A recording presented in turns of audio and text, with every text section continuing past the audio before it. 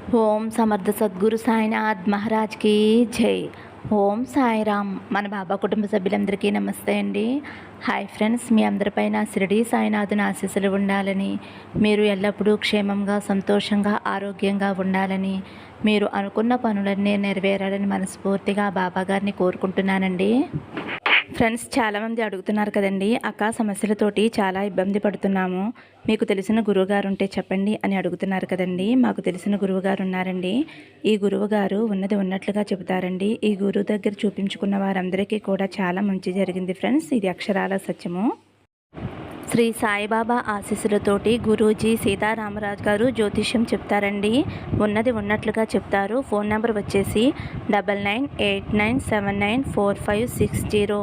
మీకు ఎటువంటి సమస్య ఉన్నా సరే, ప్రేమ, పెళ్ళి, ఉద్యోగం, రాజకీయం, విదేశీ ప్రయాణం, అప్పుల బాధలు, ఆస్తి తగాదాలు, భార్యాభర్తల మధ్య గొడవలు, ధనం నిలకడ లేకపోవటం, ఇలా ఎటువంటి సమస్య ఉన్నా సరే ఆ సమస్యకు తగిన పూజలు చేసి గురువుగారు చిటికలో పరిష్కారం చూపిస్తారండి.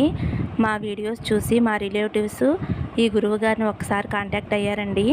వారికి మంచి ఫలితం అనేది వచ్చిందండి. కాబట్టి ఒక్కసారి నమ్మకంతో గురువుగారికి కాల్ చేయండి. నమ్మితే గనక అంతా ఇంక ఈరోజు వీడియోలో మన బాబాగారి సందేశం అండి. మన బాబాగారు ఏమంటున్నారంటే, తల్లి, ఈ 3 నెంబర్లలో ఒక నెంబరు తాకమ్మా, రేపు ఉదయాన్నే మంచి శుభవార్త వింటావు తల్లి అని అయితే మన బాబాగారు మనందరి కోసం ఒక మంచి సందేశం తీసుకువచ్చారండి. మరి బాబాగారు చెప్పబోయే ఆ సందేశం ఏమిటో బాబాగారి మాటల్లోనే తెలుసుకుందాం ఫ్రెండ్స్. చిన్న రిక్వెస్ట్ అండి, మన వీడియోస్కి అయితే ఒక చిన్న లైక్ ఇవ్వండి ఫ్రెండ్స్. ఇంక వీడియోలోకి వెళ్ళిపోదామండి. ముందుగా అయితే ఫస్ట్ నెంబర్ అండి. ఫస్ట్ నెంబర్ తాకిన నా బిడ్డ ఎవరైతే ఉన్నారో, తల్లి, నీకోసమే ఉదయాన్నే ఒక మంచి శుభవార్త తీసుకువచ్చానమ్మా. నేను చెప్పే మాటలు విని నీ పనులు ప్రారంభించుకో తల్లి. రోజంతా ఆనందంగా సంతోషంగా గడుపుతావమ్మా. మీద నమ్మకంతో నేను చెప్పేది వినమ్మా. ప్రతిరోజు కూడా నీకు ఏమి కావాలో, నీ కోరిక ఏమిటో నాకు చెబుతూనే ఉన్నావు. నీ ప్రార్థనలు నా మనసు దాకా చేరుతున్నాయమ్మా. నువ్వు కోరినది నేను జరిపిస్తానో లేదో, తీరుస్తానో లేదో అని అనుమానపడుతున్నావు కదమ్మా. నీ మాటలు వింటున్నానో, వినకుండా కదలకుండా అలాగే ఉన్నానో అని అనుకుంటున్నావు కదమ్మా. నువ్వు నా బిడ్డవు తల్లి. నువ్వు నాతో కాకుండా ఎవరితో చెప్పుకుంటావమ్మా. నీకు కావలసిన దానికోసం, ఇవ్వవలసిన దానికోసం నేను చేయవలసిన పనులు చేస్తూ ఉన్నానమ్మా. నీ బాబా చేసే పనులు నీకు కనిపించవు, అన్నీ కూడా వ్యత్యాసంగానే ఉంటాయి తల్లి. నీ కళ్ళకు నేను చేసే పనులు కనపడవు కాబట్టి బాధపడుతున్నావు. నువ్వు అడిగింది ఇస్తానో లేదో అని. నీకు ఇవ్వవలసిన దానికోసం నేను పనిచేస్తూనే ఉంటాను తల్లి. ఈ నిదానం నువ్వు భరించలేకపోతున్నావమ్మా. కానీ నేను మాత్రం తప్పకుండా నిన్ను నెచ్చిన ఎక్కిస్తాను. నీకు కావలసింది తప్పకుండా ఇచ్చే తీరుతానమ్మా. కానీ నువ్వు నీ మనసులో ఇలా అనుకుంటున్నావు, నా సాయి తండ్రి నా కష్టాన్ని గుర్తిస్తున్నారా లేదా, నా మనసులో బాధ తొలగిస్తారా లేదా, నా బాధను తొలగించే ప్రయత్నంలో ఉన్నారా లేదా అని అనుమానంగా ఉన్నావు కదమ్మా. నువ్వు అస్సలు అనుమానపడవద్దు తల్లి.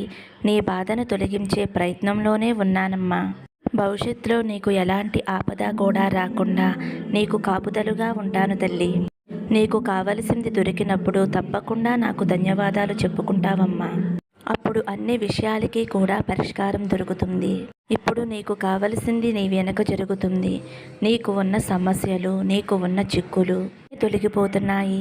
నీ సమస్యలు తీర్చడానికే వచ్చాను తల్లి అని చెప్పటానికే వచ్చానమ్మా. నువ్వు ఎప్పుడూ కూడా నన్ను అడిగేది ఒకటే, బాబా నా సమస్యలు తీర్చు, నా కష్టాల నుంచి గట్టెక్కించు, నేను కోరిన కోరికలు తీర్చు బాబా అని అడుగుతున్నావమ్మా. సమాధానం ఇవ్వటం లేదు అని నా మీద నీకు కోపం వస్తుంది కదమ్మా. కానీ నీకు ఒక విషయం తెలుసా తల్లి, నువ్వు ఎప్పుడూ నీకు బదులు ఇస్తూనే ఉన్నాను. నీ మనసు కష్టంలో ఉండటం వలన, బాధలో ఉండటం వలన చేసేది నువ్వు చూడలేకపోతున్నావమ్మా. నీకు కావలసిన పరిష్కారాన్ని నేను ఇస్తూనే ఉంటాను. నువ్వే పట్టించుకోవటం లేదమ్మా. నీ మనసులో ఏదో బాధ, తీరని దిగులు, దాని వలన నీ మనసు గందరగోళంలో పడిపోతుంది. ఆ గందరగోళంలో ఉండటం వలన నేను చేసే శబ్దం వినిపించుకోలేకపోతున్నావు. నేను పిలిచే పిలుపు నువ్వు పట్టించుకోలేకపోతున్నావమ్మా. అంతే తప్ప ప్రతి క్షణమూ కూడా నిన్ను నేను గమనించుకుంటూనే ఉంటాను. నిన్ను పుట్టించిన నీ సాయి తండ్రిని తల్లి నేను. ప్రతి క్షణము కూడా నిన్ను కాపాడుకుంటూనే ఉంటానమ్మా. ఇప్పుడు నీ మనసులో బాధ తొలగాలి. నువ్వు కోరుకున్న కోరిక తీరాలి. నిండుగా ఉండాలి. నువ్వు సంతోషంగా ఉండాలి. నీకున్న చిక్కులన్నీ తొలగిపోవాలి. నీవున్న సమస్యల నుండి నువ్వు బయటపడాలి అని నువ్వు కోరుకుంటున్నావమ్మా. అటువంటి శుభవార్త కోసం నువ్వు ఎదురు చూస్తూ ఉంటున్నావు. బాబా తప్పకుండా నాకు సహాయం చేస్తారు అనే నమ్మకంతో ఉన్నావు. నా బిడ్డ ఎంతో జాలిగా అడిగితే నేను ఇవ్వకుండా ఉంటానా తల్లి? నా బిడ్డ ఏది అడిగినా సరే నేను ఇచ్చే తీరుతానమ్మా.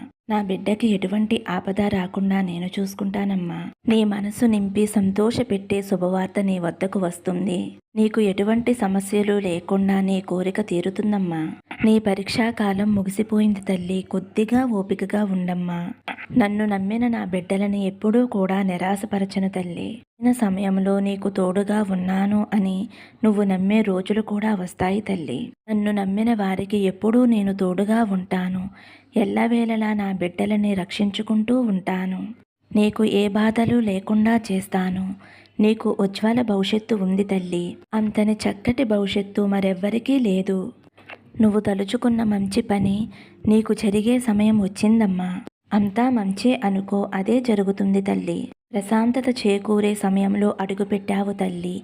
నీకు ఇక ప్రతిరోజు కూడా శుభకరంగా ఉంటుందమ్మా. నువ్వు ఏ శుభవార్త అయితే వినాలి అని ఆరాటపడుతున్నావో ఆ శుభవార్త నీ వద్దకు చేరుతుందమ్మా. ఆద్యంతాలు లేని ఈ పాదాలు పరమ పవిత్రమైనవమ్మా. నాపై పూర్తి విశ్వాసం ఉంచు. నీ కోరిక నెరవేరుతుంది. ఇంకా నీ మనసులో అనుమానం ఉంది తల్లి. నా కోరిక తీరుతుందా లేదా, నా జీవితంలో సంతోషం వస్తుందా లేదా అని అనుకుంటున్నావు కదమ్మా. గడిచిన రోజులన్నీ కూడా నీ జీవితంలో ఈ రోజు వరకు సంతోషం లేకుండా పోయింది.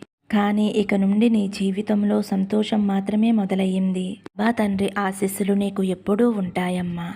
నువ్వు ఆయురారోగ్యాలతో అష్టైశ్వర్యాలతో నీ కుటుంబంతో కలిసి సంతోషంగా ఉంటావమ్మా. ఉన్న భయాన్ని వదిలేసి జీవితాన్ని ఆనందంగా సంతోషంగా గడుపు తల్లి అని అయితే మన బాబా గారు ఫస్ట్ నెంబర్ తాకిన వారి గురించి అయితే ఇలా చెబుతున్నారండి. ఇప్పుడు రెండవ నెంబర్ అండి. రెండవ నెంబర్ తాకిన నా బిడ్డ ఎవరైతే ఉన్నారో ఇప్పుడు నువ్వు పోరాడుతున్న విషయంలో జయానికి దగ్గరగా ఉన్నావమ్మా. తప్పకుండా విజయం సాధిస్తావు. అర్థం కాలేదా? నేను చెప్పేది పూర్తిగా విను తల్లి. నువ్వు నా పిడికిలలో ఉన్నావు అని గుర్తించుకో అమ్మా. నువ్వు నా దగ్గర ఉంటే నీకు ఎలాంటి భయమూ లేదు తల్లి. నువ్వు జీవిస్తున్న జీవితం నీ బాబా తండ్రి ఇచ్చిందే కదమ్మా. ఇందులో ఉన్న కష్టం, నష్టం, తీపి, చేదు అన్నీ నేనిచ్చినే అని నువ్వు మరవకు తల్లి. ఇది నువ్వు సరిగ్గా అర్థం చేసుకుంటే నీ కళ్ళకు నేను కనిపిస్తానమ్మా. నిన్ను వెతుక్కుంటూ అన్నీ వస్తాయి. నీకు నువ్వు తయారుగా ఉండమ్మా. పట్టలేనంత సంతోషం రాబోతుందమ్మా. ఇప్పటి వరకు లేని ఆనందం ఇప్పుడు నీకు రాబోతుంది తల్లి. పాదాలు దగ్గర పెట్టిన అన్ని కోరికలు నెరవేరుతాయమ్మా. నీవు కోరింది తప్పకుండా జరుగుతుంది. నిన్ను హేళన చేసిన వారి ముందు నిన్ను తల ఎత్తుకుని తిరిగేలా చేస్తాను తల్లి. నువ్వు కోరిన నీ జీవితం ఇక నుంచి ప్రకాశవంతంగా ఉంటుందమ్మా. నీ దుఃఖం, బాధ అన్నీ తొలగిపోతాయి. నీ ఇష్టాలు తీరుతాయి తల్లి. మనసులో ఇలా అనుకుంటున్నావు కదా తల్లి, నేను కోరింది పొందే అర్హత నాకు ఉందా అని అనుకుంటున్నావు కదా. అలా ఎందుకు అనుకుంటున్నావు తల్లి? నీకు అర్హత ఉంది కాబట్టే నా పాదాల దగ్గర నీ ప్రార్థన పెట్టావు తల్లి. ఏదీ కూడా నా అనుగ్రహం లేకుండా నువ్వు చేయలేవు కదమ్మా. నీ ప్రార్థనలన్నీ కూడా నేను నీతో అడిగేలా చేస్తున్నానమ్మా. నువ్వు కోరింది జరుగుతుంది కాబట్టే నువ్వు నా దగ్గర అడిగేలా చేశానమ్మా. అన్ని విషయాలు నా దగ్గర చెప్పుకుంటావు కదమ్మా. ఇక నువ్వు దిగులు పడవద్దు. నీకు ఇవ్వాలి అని రాసిపెట్టి ఉంది కాబట్టే నీకు ఏది కావాలో అది నీ దగ్గరికి చేరబోతుందమ్మా. ఇతరుల మనసు గాయపరచకుండా, నొప్పించకుండా ఉండే మనస్తత్వం తల్లి నీది. నువ్వు నా బిడ్డవు కదమ్మా. అందుకనే ఎప్పుడూ కూడా ఇతరుల మనసులు నొచ్చుకునేలా మాట్లాడవు తల్లి. అలాంటిది నేను నిన్ను గాయపరుస్తానా తల్లి? ధైర్యంగా ఉండు. ఇక నుంచి నీ జీవితం సాఫీగా సాగుతుంది అంటే నీ ముందు నేను నడుస్తున్నాను అని అర్థం తల్లి. నీకున్న సమస్యలు, పరిస్థితులు అన్నీ మారుతాయి. కాలం అనేది ఎప్పుడూ ఒకేలా ఉండదమ్మా. అలాగే జీవితం అనేది కూడా ఎప్పుడూ ఒకేలా ఉండదు కదా తల్లి. నువ్వు ఎట్టి పరిస్థితుల్లోనూ కన్నీరు కార్చవద్దు తల్లి. నీకు మంచి దారి చూపించేందుకు నేను ఉన్నాను కదమ్మా. నన్ను నమ్మిన వారిని ఎప్పుడూ చెయ్యవదలను, చేయి పట్టుకునే ఉంటాను. అలాంటిది నా బిడ్డవైన నిన్ను ఎందుకు వదులుతానమ్మా? నీ ప్రాబ్లమ్స్ అన్నిటికీ కూడా ఒక ముగింపు వచ్చేసింది తల్లి. నీకు ఒక విషయం చెప్పాలి తల్లి. నీ పోరాటం ముగిసిపోయింది. ఇక మీదట నీ గెలుపు నీ భుజాల మీద మోస్తావు తల్లి. ఇంకొక ముఖ్యమైన విషయం నీకు చెప్పాలమ్మా. కొన్ని విషయాలను నువ్వు శ్రద్ధగా పాటించాలి. నీ వద్దకు సహాయం కోసం వచ్చినప్పుడు నీకు ఉన్నంతలో వారికి సహాయం చేయి తల్లి. నిన్ను సహాయం అడిగిన వారికి సహాయం చేస్తే నీ కర్మ ఫలాలన్నీ తొలగిపోతాయి. జాతక దోషాలు తొలగిపోతాయి. కాబట్టి లేని వారికి అడిగిన వారికి సహాయం చెయ్యమ్మా. నీకు ఉన్న దానిలోనే సహాయం చేయి తల్లి. నీకు మళ్ళీ చెబుతున్నానమ్మా, నువ్వు విజయానికి చాలా దగ్గరలో ఉన్నావమ్మా. ఉన్నది సాధించబోతున్నావు. నువ్వు వెళ్ళే దారిలో చిన్న పనులు ఎదురవుతాయి. ఆ పనులు పూర్తి చేసుకుంటే తప్పకుండా విజయం నీ సొంతమవుతుందమ్మా. నేను చెప్పినవన్నీ కూడా శ్రద్ధగా పాటించు తల్లి. అతి త్వరలో నీకు జయాన్ని విజయాన్ని తప్పకుండా అందిస్తానమ్మా. నమ్మకంతో ఉండు తల్లి. నేను ఏ పని చేసినా అందులో విజయం పొందుతాను అనే నమ్మకంతోటి నా బాబా తండ్రి నాకు సహాయం చేస్తారు అనే నమ్మకంతో ఉండమ్మా. నమ్మకమే కదా తల్లి మనిషిని నడిపించేది. కాబట్టి ఎప్పుడూ కూడా నీ మీద నమ్మకాన్ని, నా మీద నమ్మకాన్ని ఎప్పుడూ వదులుకోవద్దు. నువ్వు నడిచే దారిని పూలదారిగా మారుస్తానమ్మా. నీ వెనకాలే నేను ఉంటాను తల్లి. నువ్వు ఏమాత్రమో కూడా బాధపడకుండా, భయపడకుండా ధైర్యంగా ఉండు తల్లి అని అయితే మన బాబా గారు 2వ నెంబర్ తాకిన వారి గురించి అయితే ఇలా చెబుతున్నారండి. ఇప్పుడు 3వ నెంబర్ అండి. 3వ నెంబర్ తాకిన నా బిడ్డ ఎవరైతే ఉన్నారో, తల్లి రేపు నువ్వు ఒక శుభవార్త వింటావు. ఆ శుభవార్త రేపు సాయంత్రం లోపల మీ ఇంటికి చేరుతుంది. ఏ శుభవార్త వింటే నువ్వు మానసికంగా ఎంతో ఆనందంగా ఉంటావో అటువంటి శుభవార్త నీ ఇంటికి చేరుతుంది తల్లి. ఎన్నో రోజులుగా ఎదురు చూస్తున్నావు. ఇది నీ కుటుంబానికి ఎంతో మేలు చేస్తుంది. నువ్వు మరీ మరీ కోరుకున్న శుభవార్త నీకు వచ్చి చేరుతుందమ్మా. విని నువ్వు ఆనందంతో ఉప్పొంగిపోతావు. ఎన్నో ఏళ్ల నీ కృషి ఫలించింది. ఇక నుంచి నీకు అంతా మంచి జరుగుతుంది. ఈ వార్త అన్ని శుభాలని తీసుకువస్తుంది. ప్రతిదీ మంచే జరుగుతుంది. నీ జీవితం ఒక మంచి మార్గంలోకి వెళుతుంది. సంతోషాలు వెల్లివిరుస్తాయి. సమాజంలో గౌరవ మర్యాదలు పెరిగి మీ హోదా పెరుగుతుంది. ఇటువంటి రోజు కోసమే కదా ఎన్నో రోజుల నుంచి ఎదురు చూస్తున్నావు. మానసికమైన ఆనందం వ్యక్తిని ఆరోగ్యవంతులను చేస్తుంది. మనకంటూ ఆరోగ్యం ఉంటే ఏదైనా చేసి మనం అనుకున్న స్థాయికి చేరగలం. ఇప్పటి వరకు నీకు మానసిక ఆందోళన వల్ల ఆరోగ్యం కూడా దెబ్బతింది తల్లి. ఇకపై నీ ఆరోగ్యం కూడా బాగుంటుంది. ధనం లేనిదే ఎవరూ కూడా ఈ సమాజంలో గౌరవించరు. అది నువ్వు అనుభవపూర్వకంగా తెలుసుకున్నావు కూడా. ఆ ధనం నీకు కావలసినంత లభిస్తుందమ్మా. కాబట్టి నీకు గౌరవ మర్యాదలు అధికంగా పెరుగుతాయి. ఎందుకంటే ఈ రోజుల్లో మంచితనం చూసి గౌరవించేవారన్నది ఎవరూ లేరమ్మా. ధనం ఉంటేనే ఏ వ్యక్తికైనా గౌరవం మర్యాదలు. ఇచ్చిన సొమ్మును జాగ్రత్తగా చేసుకుని సమాజంలో గౌరవంగా బ్రతకడానికి అవసరమైనవన్నీ ఏర్పాటు చేసుకోండి. సుఖ సంతోషాలతో జీవించటానికి నీకు మంచి అవకాశం ఇస్తున్నానమ్మా. ఈ అవకాశాన్ని నువ్వు సద్వినియోగం చేసుకో. నువ్వు నీ కుటుంబంతో కలిసి సంతోషంగా ఉంటావు. ఎప్పుడూ నా నామజపం చేస్తూ ఉండు. నా విభూది ధరిస్తూ ఉండు.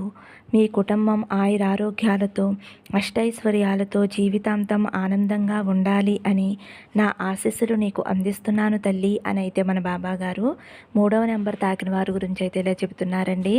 ఫ్రెండ్స్, ఈరోజైతే మన బాబా గారు మనందరి కోసం మంచి సందేశం అందించారు కదండి. ఈ సందేశం మీ అందరికీ కూడా నచ్చింది అనుకుంటున్నాను ఫ్రెండ్స్. నచ్చితే కనుక ఒక చిన్న లైక్ ఇవ్వండి. అలాగే ఫస్ట్ టైం చూసేవారైతే మన బాబా భక్తి ఛానల్ తప్పకుండా సబ్స్క్రైబ్ చేసుకుని సపోర్ట్ చేయండి. సర్వే జన సుఖినో భవంతు. సమస్తం సద్గురు సాయినాథార్పణమస్తు. శుభం భవతు. జై సాయిరామ్.